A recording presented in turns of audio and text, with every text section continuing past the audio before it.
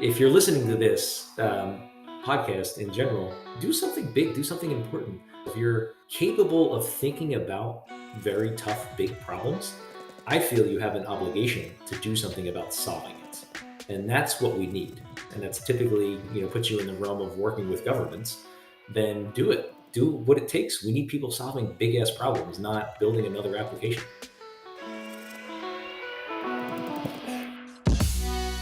This is Undiluted, the show about the amazing founders and companies who've used government research and development grants, contracts, and sales to build their products, grow their companies, and keep their equity. We are Katie Person and Jean Kesselman from MIT Mission Innovation Acts and Jeff Orizem from FedScout. And on today's show, we learn how one person's passion for space became a reality thanks to a seasoned board of advisors, funding, support from the Air Force, and that certain disposition that makes entrepreneurs shape their own destiny. I was a scrappy kid from Philadelphia, and it didn't help. It took me time to grow out of that. I grew up outside of Philadelphia, and there was, I think, 3 blocks of a cemetery, and then West Philadelphia proper. And then the other direction, there was 3 houses, a main thoroughfare, Baltimore Pike, and then a couple houses, and then train tracks. So it wasn't the most glamorous of places to grow up.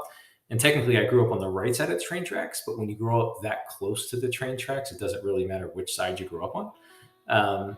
So that was where I grew up, and I ended up going to a high school, being a minority, and my older brother, had to go through and fight his way through. I happened to be an athlete as well, so I didn't have any issues. And when I got into the real world, I was a clear majority, which was a huge eye opener. But the experience going through high school was a humbling factor that has carried me through and given me at least some understanding of what it's like not to be a majority. The experience I had in high school was great, but I still ended up graduating a year early. I graduated high school 1 year early, and I was accepted to Drexel University's engineering program, which is cool.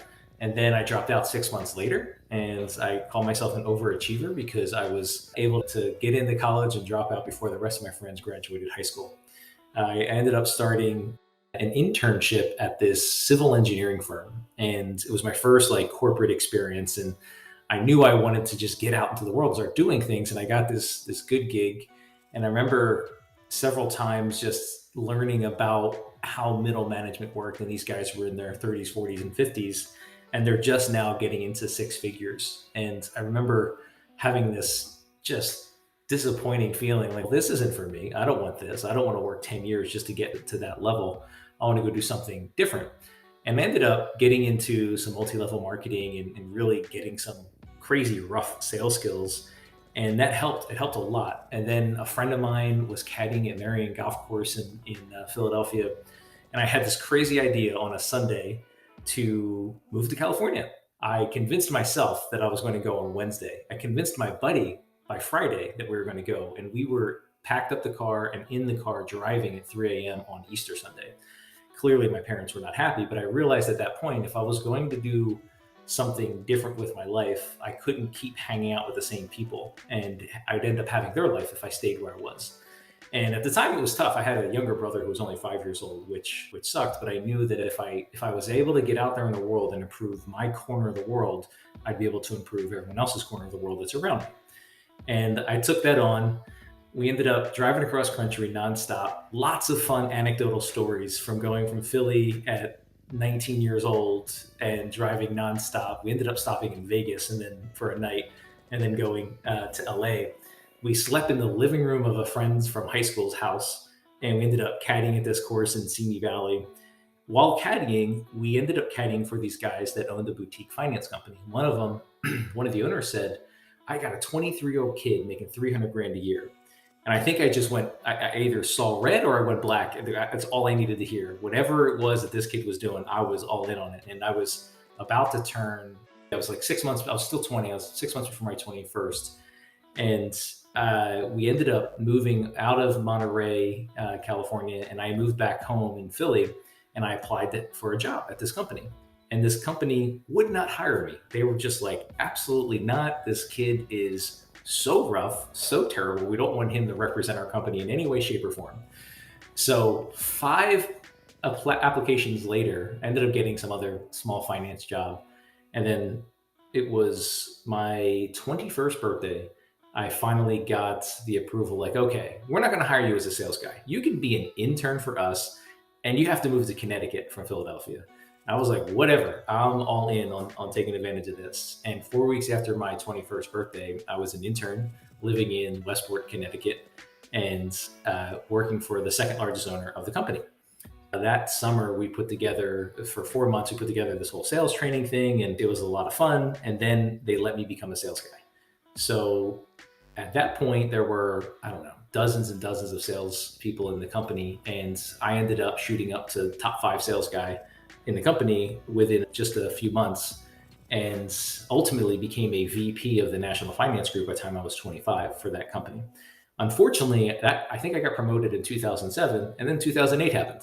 Then the whole market crashed. We went from 120 employees down to, I think it was the last 8 or 10 or 12 or something.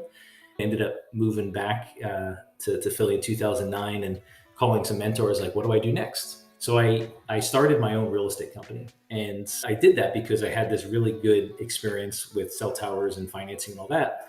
But the impetus was get my shit together, give myself enough money to have enough time to think about what I actually want to do with my life. I was good at something and I could make money at something, which was a blessing by itself. But I felt I was here for more. And that is why I believe God put me on this planet, is to do what I'm doing now. But it was 2015 when I realized I should probably figure that out. So without me knowing much about your company, what is your company? The birth of the company is interesting. What we're focused on right now is the company's called Nebula Compute, and we're focused on bringing cloud computing to space. A lot of reasoning behind that and philosophy behind why we're focused on that very tough problem and why nobody has actually done it before. But the backstory is somewhat similar. I started that company in 2015, and I did it to get enough cash to have enough time to think about what I want to do with my life. And in 2017, in those 2 years, I ended up getting engaged, getting married, buying a house, and buying my first Tesla. And then I had enough cash, even still after that, to be able to think about what I want to do. And at this point, I pulled up the 17 Sustainable Development Goals that the UN put together, and I pulled up the 12 Global Grand Challenges by Singularity. And I had them each on the screen in my office outside of Philadelphia. And I remember thinking, if I'm going to focus on something for more than 2 or 3 years, as you heard, my story bounces around a lot. If I'm going to focus on something for more than 2 or 3 years, I should really focus on a big problem, a billion-person problem, something that is impacting all of humanity or a huge section of humanity. Hence 17 Sustainable Development Goals or the 12 Global Grand Challenges. And within minutes, I just did a litmus test, and I just really quieted down and felt how I felt about some of these things. And even though I was in real estate, when I came across shelter, which is one of the Global Grand Challenges, didn't appeal to me at all. Governance was almost like a disgusting repulsion factor when I thought about getting into governance in any way. But when I got to space, it was this, oh my God, I'd love to do space.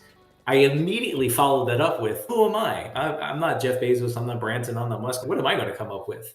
And I kind of went on, and health was interesting. So I ended up spending time in health, but the days were going by and the space thing was really like coming up from within me. And I decided at that moment, this is a couple of days later, I was like, all right, if I were to do space, what would I do? And I contemplated that. And if I dedicated my life to space, I would dedicate my life to providing all of humanity access to deep space and infinite resources. Because I believe if we can get access to infinite resources, you can remove 95% of the reason we have conflict here on Earth. So, okay, that was good. I literally didn't think about it. That's late 2017. Didn't think about it again until a month after my son was born in mid-18. And it was a visceral experience that I had when I was holding my son, a month old, thinking, why doesn't he have the future he deserves? And that sent me down this crazy spiral rabbit hole. And as any young parents know, sleep was this thing that was rare. So at my house in outside of Philadelphia, we had a formal living room, formal dining room, kitchen, and a family room. So at 1 a.m., I would literally walk my son around in this loop, and I would keep myself occupied by thinking about space and what to do. And ended up, over that summer, I designed a space station and filed a provisional for it, and ended up later in 18, getting a group of actual engineers together to tell me what I did wrong or what needs to happen with this design. And they actually said, this is really reasonable. This is a really good approach to building such a massive structure. You need to figure out the business model. And from there, it was another kind of rabbit hole of how do I ask better questions of better people. I ended up identifying a business model that worked in mid 2019. I ended up starting a company that it was not named Nebula Compute, which is what it is today. I changed the name. This is the third name change I did for that company. Can you share a little bit more about what your product does and why it's important? If you believe that humanity is moving into space, and if you look at how those types of infrastructure, energy, and communications are done, you would be very disappointed and you feel very bleak about the future of humanity, because the model by which space is done today and satellites are done today, it's what I call the umbilical cord model. Everything needs to be 100% self-sustaining. So you need to be your own power plant, you need to be your own data center, you need to be your own sensor, you need to do everything by yourself, and then you gotta have to operate in the environment. Terrestrially, as an analog, we have a really good network, and it's made up of data centers and cell towers and fiber optic cables and edge units. So all your latest cat videos and things like that are cached as close to the population center as you can to avoid using bandwidth for sending videos like that over longer distances, and giving free, better access to the hyperscale data centers that are doing the real computation that society needs.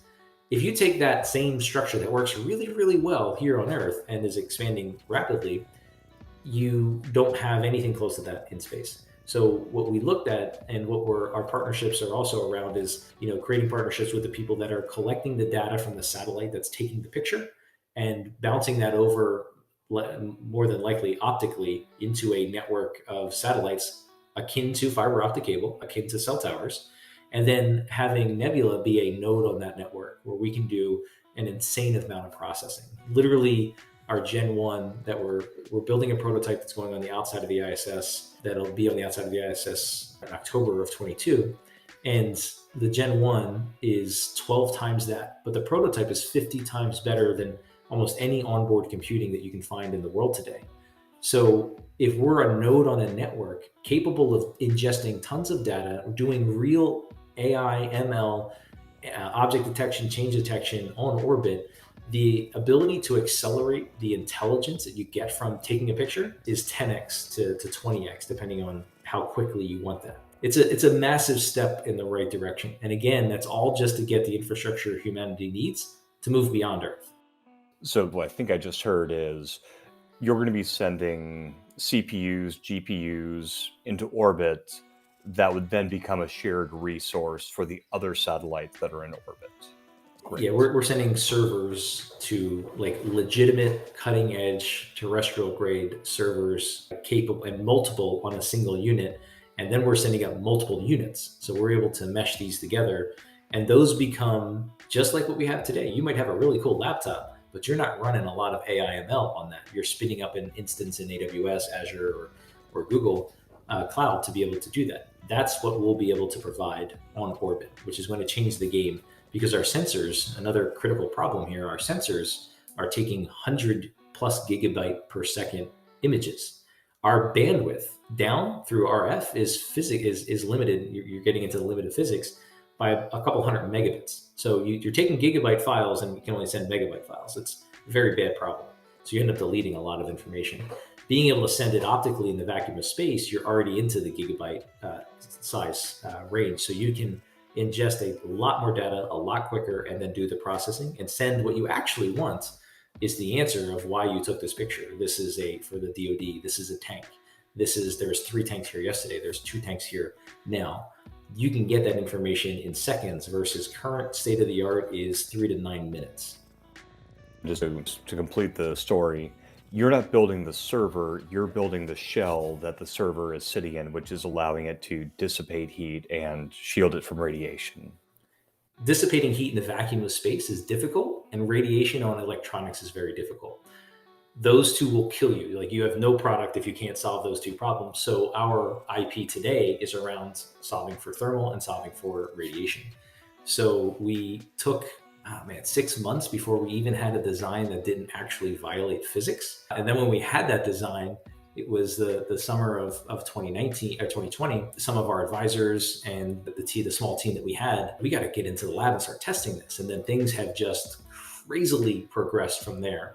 And I had just been introduced to, at the same time, CRADAs and SBIRs and all these different things. I remember taking a note, SBIR, when someone said, "Oh, you got to apply for SBIRs," writing down SIBBERS. I was like, all right. I couldn't find anything when I Googled it, obviously, but I didn't know anything about it, and actually had some advisors encouraged me not to do it. Some advised me to do it, and it was an interesting path to navigate. I hear this a lot. Could you share a little bit about the advice that you got from the advisors who advised against? What was their rationale? So our business model is not predicated on space itself. The computing market, and this is very unique, I think, to our business and maybe 2 or 3 others. The market that we want to get into is a terrestrial cloud computing market, which is expected to be $832 billion a year with a 13% CAGR in 2025. The space market in total is, depending on who you ask, about 300 billion or 350 billion, and it doesn't have a 13% growth rate. So for us, we're leveraging space to get there. And the advice really came from the fact that there is such a large commercial market that we should focus on that and not focus on the DoD. The problem with that statement is the CapEx required to do the things we want to do in space is so large that we needed all the help we can get. And SBIRs are great for that. The advisors you had who did say, yes, go look at SBIR, is that basically what their rationale was? So they suggested the deluge of information was intense coming from all sides. There is a crazy amount of information out there about grants and NSF and NASA and SBIRs and CRADAs, which aren't necessarily financial instruments, but really good instruments. There was a ton of information. It was really looking at, well, what do we need at the time? And as any CEO or visionary or entrepreneur out there, you're just going to do whatever you can with what you have where you are. Like, that's it. And if you don't have any money, you're spending your time doing something. And my time was spent learning about SBIRs, and God, I hope nobody ever discovers those first couple that I submitted. They're just terrible, absolutely terrible. And then we engaged some people to help us with that. And then we brought more of it in-house, and it's been an evolutionary process. And now we're still, even though we have partnerships with Microsoft, a partnership with IBM, and things are going amazingly well now, we're still submitting proposals constantly through the SPEC opportunity, which is the Space Enterprise Consortium, through the 22.1, we got some submissions going in, and then we look for solicitations all the time. So it's now a core part of our business is to constantly be doing that on top of all the other commercial stuff. I love that you said that you started by writing your own proposals to solicitations, because I think that this is really it can be a critical step, depending on who the entrepreneur is, to learning how cumbersome that process is. And then you said you outsourced it, and then you brought in an in-house team. And I think that that's a really nice natural progression. The other thing, you've brought up a ton of different mechanisms. You brought up consortia, which are great mechanisms. You brought up CRADAs, you brought up SBIRs, STTRs. Are you doing STTRs as well? Of course. Yeah. So can you tell us a little bit about some of those other mechanisms, the STTRs that are working with the consortium, that kind of thing? So it's really, for us, it was about getting traction and getting support however we could. And to your first comment, and I think these two weave together, I've always believed that I don't need to be an expert in everything, but I need to know enough to ask good questions. And I'll quote Albert Einstein. Someone told me this in 2010. It has shaped my life and continues to. Albert Einstein has not one, but 2 quotes dedicated to good questions. He said, "The quality of life you live is determined by the quality of questions you ask." All right, that's significant. And then he said, if I had an hour to solve a problem, I'd spend 55 minutes thinking of the right question to ask. And those 2 things came together for me, which is why I realized I don't have good questions to ask back in 2019. And I always felt that I need to learn enough. So I submitted and went through the crazy, ridiculous process of getting all this stuff together, the amount of energy to get your cage code and all that stuff, just to be able to submit something, and then the content to go into it. arduous is a really, especially for a first time. Now it's like run of the mill. We're really good at pulling content together and get it done. But that first time when you don't know anything about it, you go through it. I did it and I didn't do it well, but I did it to understand it. And I understood it enough to now say and understand when people were talking to me about it, what I had to do.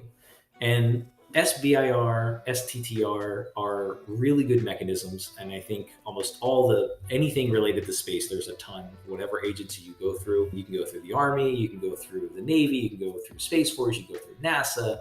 So there's a ton of opportunity out there to leverage SBIRs and STTRs. The other documents, or the other instruments, such as consortium, so Space Enterprise Consortium, is a group of people where it's always been way too early for us. They typically they're looking for prototypes. So you've got to have some technology already built and done, but I joined those things way too early. However, I was able to see how the process worked. I was able to make connections and build my network through that. And right now we're actually applying for the first time, something that came through spec. So that's a unique opportunity where we can finally actually deliver a prototype that can meet their needs. And there's a whole technology readiness level that kind of limits your ability to talk to certain people. So that's why you need to go to SBIRs and STTRs. And then there's also the CRADAs. The CRADAs are Cooperative Research and Development Agreements, and CRADA. And CRADAs, honestly, if you had asked me a month ago what I thought about CRADAs, I would say, they're cool. You bring your stuff, I'll bring my stuff, and you work together. And it's really good to understand the problem set. There is a very interesting line you need to walk around IP. If you're intending to sell to the government and you don't negotiate the core language well enough and your SOW of the CRADA well enough, you could literally be handing over the rights and a free license to the government. So it's really scary going through that. You got to pay for the right advice to walk through that. However, if you do it well, you can basically stick a vacuum to your customer's head and understand every problem that they have and build out the perfect solution for them. And a good example of a CRADA is you've got 80% of the solution built and you need 20% of the fine tuning to support that customer need. Well, they can have on the CRADA, they can have a right to that 20%, but that 20% doesn't work without the 80%. So they would still need to go and acquire that. So there's a lot to learn around the CRADA side. SBIRs, on the other hand, and STTRs are very clearly in the entrepreneur's favor. You end up getting some sort of five-year window where they can't really award anyone else for that same thing that you submitted for. That sounds good. It's easy to work your way around it, but it is at least in favor of an entrepreneur versus some of these other things that are in favor of the government. And SBIRs, they're really good intros. You get a phase one, which is typically 50 grand. And that allows you to take that and call these different people inside the DoD to say, hey, I've got this thing. Are you interested? And if they're interested, then you can start working on a memorandum of understanding and take it through the process.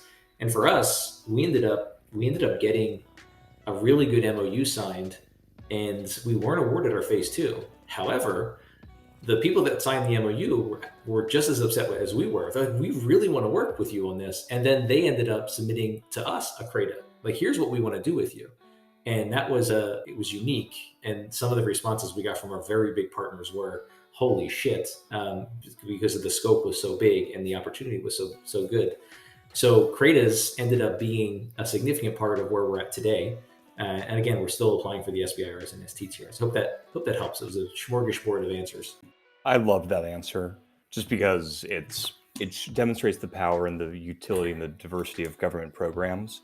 But I think that for someone who's not so familiar, it might be a little overwhelming. So if I think about, what are the new business needs? So maybe where you were a couple of years ago, in my mind, it's first thing you need is to understand the problem, and it's typically through customer discovery. Then you need to have enough tech team built out to be able to create a minimum viable, a pilot prototype, proof of concept solution. And then you need to start iterating, bring the customer discovery feedback and the development together to keep iterating until you have your minimum viable product.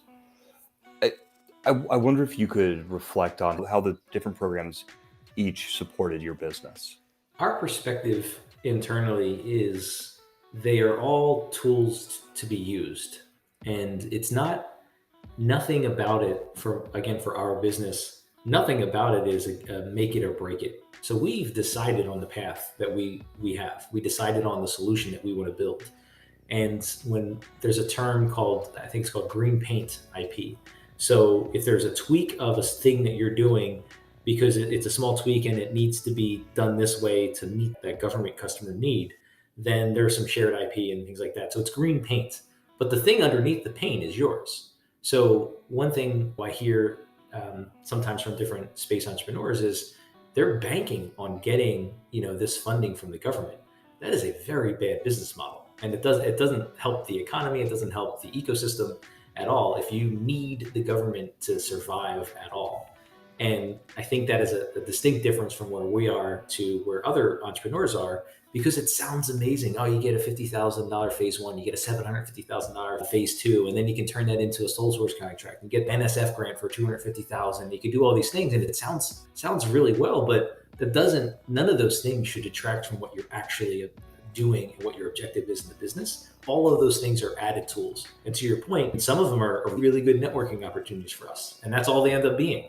But if we leverage those relationships, we end up getting the information and the customer discovery and things like that. So there's a reason to participate, but it should never be the lifeblood of your company, in my personal perspective. One of the challenges of this whole program is that the government is so opaque that it becomes very difficult to understand what are the customer's needs, where are the programs, how do you find an end user to help you shape your proposal to really address a need that resonates. Do you have any thoughts on, or can you share how you were finding these people to go engage with?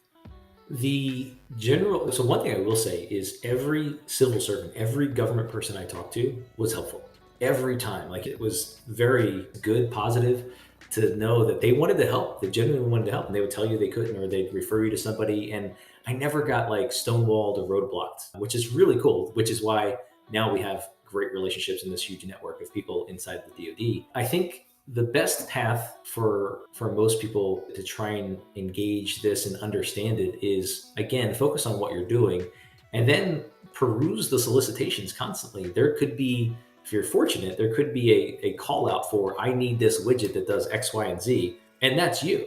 And then you even you're given the point of contact, the POC, to call them and say, hey, I have this thing and I think it's meeting your needs. What do you think? And they will pick up the phone and they will respond to you. And there's a window for the SBIRs and STTRs where you can have this open conversation.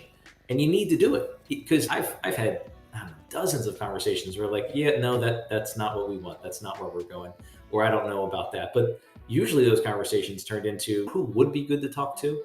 And then I would go talk to that person. And then you just whittle it down and keep going. This is a lot of my sales background too, but you just drive down till you find the person that you need. And what Michael's talking about is the pre-release period, which is before the SBIR STTR opens. Correct. Yeah, catch that window. So it sounds like you've gotten a chance to work with a number of different agencies. Any thoughts on how they're different? Okay, so I again, this is my opinion. I hope it doesn't offend anybody, but if it does, sorry. Sorry, not sorry as well. So I see the science, there's the three-headed hydra in terms of government funding and government contracts is how I see the US. You've got the science entities, whether it's the National NOAA, National Astronautics Oceanic Organization, or you've got NASA or NSF. Those kind of things are very science oriented, and they are extremely risk averse and don't have a lot of money. In the middle, you have DoD, and that's pretty much any branch of the military. They are not really risk averse, and they have a bunch of money. And then on the right, you have the intelligence, which are really hard to get into, but they don't give a shit about going fast. Doesn't matter how much it costs, doesn't matter what it takes. They want it, and they're going to make it happen. So if you can break into the intelligence community, you can move really quickly with really big dollars. So there's kind of that three-headed hydra, and we focused almost squarely on DoD because we don't have the clearances we need to NRO. We're just getting into that stuff now, NRO or NSA. But the science stuff, we, without really trying, and to keep in mind, to put this in perspective, 3 of my advisors, one was a former astronaut, another was the former chief scientist of the ISS National Lab, and the other has a lot of interactions with NASA. we ended up not pursuing almost anything at NASA. And then one of our partners suggested we submit to an entrepreneur challenge, which we did, and we won. And it was like 90 grand or something like that. It was a small fee, but it was a really good recognition moment. Other entities within NASA reached out to us, entities and ESA reached out to us. I've been on investor calls recently, like, oh, we know who you are. We saw you win that award, which was very interesting. So there's, again, the award was nice. It was small, but we participated and we got the exposure we needed to then progress on many different things on different levels. We are likely going to, for the first time ever, submit for some SBIR or something for NASA this year.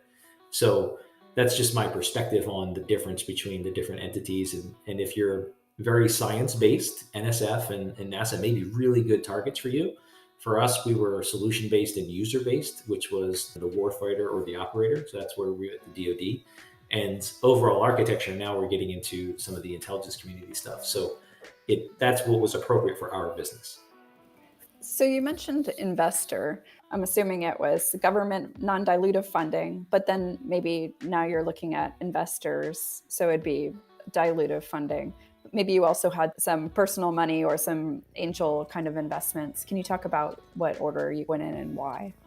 I again go back to my statement, do whatever you can with what you have where you are. That's all that matters. As long as you're moving, and sometimes as long as you're moving in any direction, you can at least make some progress. A mentor of mine said, you can make a good decision and it's good. You can make a bad decision and fix it. If you make no decision, you can't do anything about it and you can die on the vine, which is appropriate. So just do stuff. I, as a CEO of this company, some people may not like hearing this, but I try and move fast and break shit as quickly as I can. So with all that being said, I ended up funding the company in the very beginning myself. And then we ended up getting angel money for our pre-seed round. And that helped. And we had submitted we submitted a good phase one proposal, and we ended up winning that but we raised money before we actually won that too. So there was not too much of an impact from the investor's perspective. But again, we were early. We had a really good team of people. We had really good advisors and a very big vision. So they were willing to take the risk. We've since evolved into having these partnership agreements with commercial. We only have a couple. We won the award with NASA, and we have very good engagements. And the CRADA is probably the most significant government agreement that we have. And now we're raising other money. So from the investor perspective, investors want to have everything checked off. And as it's a chicken and egg problem, as an entrepreneur, it's like, all right, you want me to have a product and you want me to have the market, and you want me to do all this stuff, but I don't have any money. And they're like, I'll give you money if you can do all those things. And it's a very frustrating thing for an entrepreneur. The non-dilutive opportunity, although amazing, takes time, takes a lot of time. And in that time, you still need to make progress. You still need to keep the lights on and keep technical things happening. So it's a balance that you have to make. And again, our perspective, so we're doing a round right now, and we are highly confident we're going to win more awards and get some contracts and commercial engagements and things like that. However, the money we're raising as a dilutive side of things, we're raising everything we need. So then when any contract comes in, it's just additional runway or additional pathway for us to accelerate. So again, it's about doing what you need to do for the business and then folding in every other tool that you can. Can you quantify the value you've gotten from the government programs you've participated in, whether CRADAs, SBIR, anything else? So there's a whole lot of one thing I didn't actually mention are primes. So in addition to SBIRs and STTRs, and there's a lot of weaving between all of these things, there are primes. Right now, there's an orbital prime for space, and it's really about OSAM, on-orbit logistics. Those primes are the government recognizing that the market has a need for a market to be primed. The commercial market can't yet step in. So this is to what we just said about investor chicken and egg problem. So the government's adding a rooster and being that, hey, we know the commercial market isn't ready to support this, so we're going to come in and we're going to support it. The US government got their ass handed to them for the drone market because they sat back and they said, oh, the commercial market will figure this out. And now there is a very precarious situation with not friendly nations in the US for that technology. They didn't want that to happen, so they tested this concept of priming a market with agility prime, which is eVTOLs, electronic vertical takeoff and landing vehicles. And now they've just released the orbital prime to be able to prime the market to do orbital logistics, because they know the commercial market isn't quite there. So that was done under an organization called SpaceWorks, and there's another organization called AFWorks that SpaceWorks sits under. There's SoftWorks, which I think is for like SOCOM and such. And there's a bunch of other organizations that are kind of bridging the traditional SBIR path and the entrepreneurial move fast path. The value of these things is not just in the dollar amount that comes out. The practice of going through these things, I'll give you a super basic example, and Katie, you probably appreciate this one. Writing a business model is not so much for the person that has to read it. It's making sure you can answer all the questions that go into a business plan. And it's a hugely beneficial practice to go through the actually executing, or not executing, but actually creating content to fill in a good business plan. It just makes you think of questions you don't have. And if you think about SBIRs or AFWorks, or going through the process of applying for these things and trying to get into them, by themselves adds value to your business. It has you understand things about the questions that they're asking, how they're asking those questions, why they're asking those questions, helps you craft your understanding of your own product and how it applies. So every single step has been valuable, at sometimes painstakingly valuable, other times at financially valuable, but there's been value that we've been able to see out of almost everything. The body of content that you end up creating as well makes the process even easier. Like I said, now we can submit for multiple proposals simultaneously because we have such a clear body of content that's applicable to so many different things. So when you first said the word prime, I thought of something different. I was thinking prime contractor, like a Raytheon, a Lockheed Martin, a General Dynamics, something like that. Have you had experience with working with some of the major primes, and what are your thoughts on that? Really good question. When I first heard Prime, I was thinking Optimus Prime and Transformers. So I've come a long way since then. With regards to contracts and primes and things like that, it's definitely, again, as a small business entrepreneur, it may sound great. For us uniquely, working with some specific big primes that they are an aircraft carrier and you are a dinghy. Whether they intend to or not, they could swallow you whole. And some of the non-disclosure agreements that we've seen are quite ridiculous in that they have a paragraph where it says, if anyone that you interact with remembers this, then you can't hold it to them because it's a human brain, something ridiculous like that. And what that actually turns out to be is you're talking to some people that really like what you're doing, and they're very genuinely trying to help you, which I found is true. And they'll have a water cooler conversation. And that water cooler conversation about your project, even though you're under NDA, it's such a huge company that that other person ends up having their own water cooler conversation. And then that turns into some other project that is identical to yours. And some of the language in those contracts, the NDAs even says, even if it's identical to what you just presented, and you can't do anything about it, because the whisper down the lane and this other person thinks that they came up with the idea themselves because they had a piece of the information from a water cooler conversation, but it was the seed that they needed to come up with the idea based on the conversation that you had under NDA. So the big primes don't necessarily intend to mow you over, but they can. And even if they don't mean to do it, it can still happen. When I decided I wanted to do something in space, I knew nothing and no one. And what it took was me having a really good vision. Again, I wasn't even a technical person by any means. I wasn't capable of building satellites or any of that stuff, but I had a really good vision, and I ended up attracting amazing talent on our advisory team. Like I already mentioned, the former chief scientist of the ISS National Lab.